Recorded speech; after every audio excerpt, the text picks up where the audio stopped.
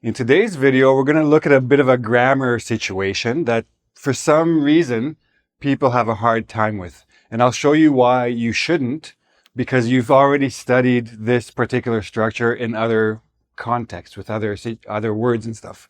So today we're going to look at having plus a past participle. For example, having been, having done, having played, having finished, etc. So I'm going to give you a couple of examples to start with, just to show you how we get to this structure to begin with. And then I'll show you some other situations where it's a little bit confusing. So having edited his paper, Tom was ready to submit it. Now, first of all, keep in mind that in spoken English, you probably won't hear this too much. It's a little bit formal. It's mostly used in writing. But in writing, it is very common to see this structure, so it's important to understand it. So first thing you need to understand is that having is just, it's basically like a reduction of a conjunction, a subject, and the verb. What's very important to remember is that this is a perfect tense, means that whatever action happened here is finished, is completed in the past. Okay? So after he had edited, all of this squeezes to this.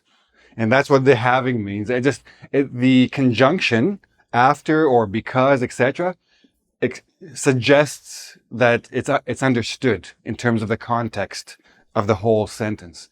So it's also very important to understand that when you're using this participle in this kind of structure, the understood subject, like he, must be the same as the subject of the next clause. You can't have this beginning with a different subject because people will not understand what's happening, who did what, when the action happened, when it finished, etc. Now, if you want to see it even simpler, I split the two clauses into separate sentences. Tom finished editing his paper. He was ready to submit it. These two sentences mean the same as this one sentence.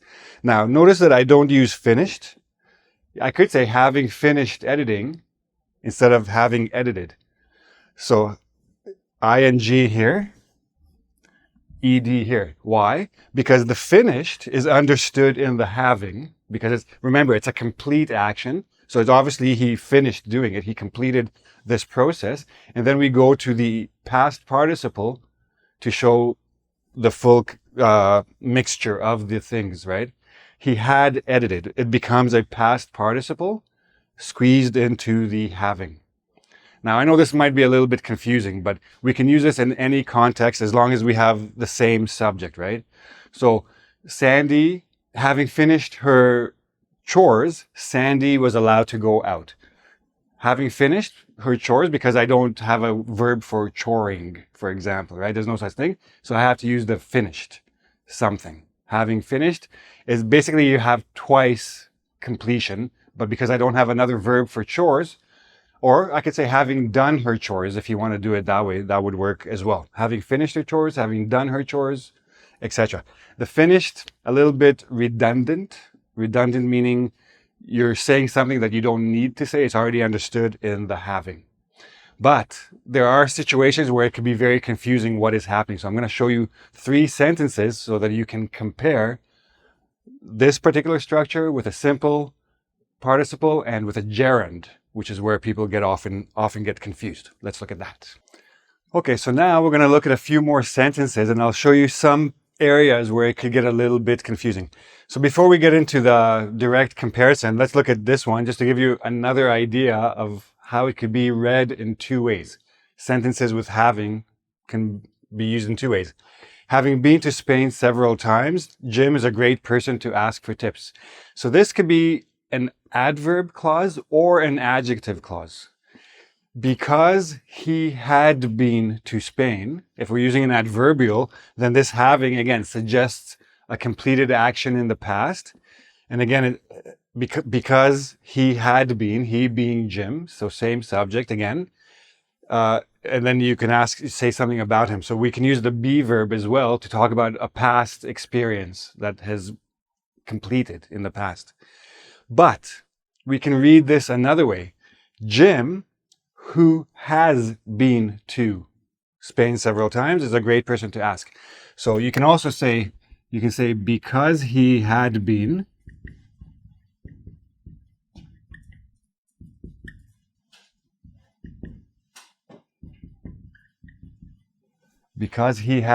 or Jim, who has been. So and then I would put like a comma, who has been to Spain, several times, comma, is a great person. Both ways are okay. Obviously a slightly different connotation, but essentially the sentence means the same thing. One, you're saying something about Jim, and the second one, you're saying the reason he's a good person to ask for these tips. Both are okay. And we'll see that again down here when we do the comparison. So now, let's look at these sentences. And this is where the confusion sometimes happens. Having overseen production for several years, Ted was ready to take over as COO. Right away, this was already tells you this whole situation is in the past. Automatically, you understand that this must have had a past participle.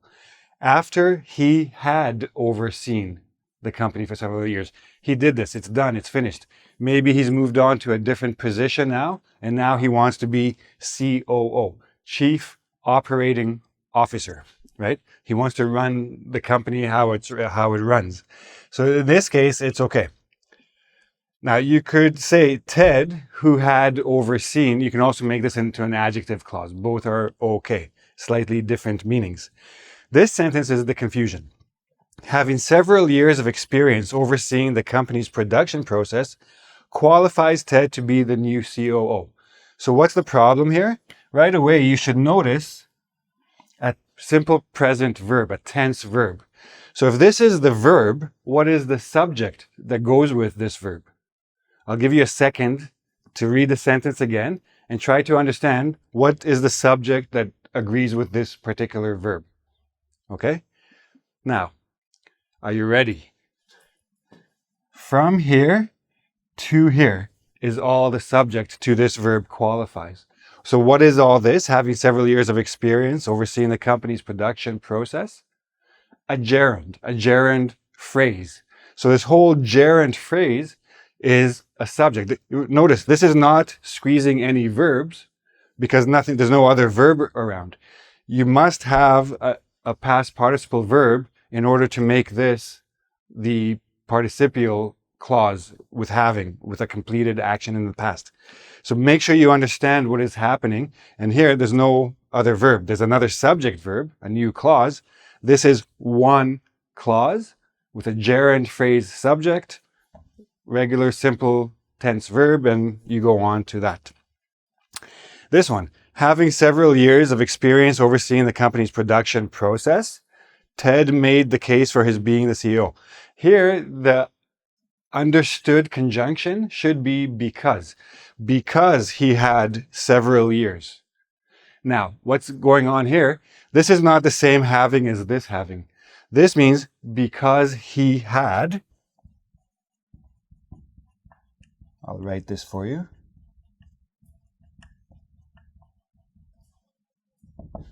So this had is a past tense of have, and it's the possessive. Like he has it, it's his experience in his resume, for example. And this, again, gets reduced into a single simple participle, having. This had becomes having, and the because and the subject are understood inside this verb. This is a active participle, a present participle. Here we have the past participle with the having extension. So two different things. This is not the participle. This here is the participle of the main verb. So I'm not sure that's entirely clear, but always think about the fact that here you have two verbs. What is happening? Here you have one verb. What is happening? Here you have no verb. What is happening? So you have to remember also that a gerund is technically a verb being used as a noun. So that's what makes it a little bit confusing, and make sure you can separate the two types of sentences, right? Having overseen production, after he had overseen or because he had overseen, having several years because he had several years. Two different uses of the verb having. Now, I know that this is probably a little bit confusing. That's why if you go to engvid.com, there's a quiz. I'll give you a whole bunch of sentences to try to make sure you understand them, how they work, make sure you can recognize the different uses of having. And if you have any questions, you can ask there as well. I'll be happy to answer them. So if you like the video, please give me a like. Don't forget to subscribe to my channel and come back next time. I'll give you some more grammar tips and vocab and all that fun stuff. See you then. Bye-bye.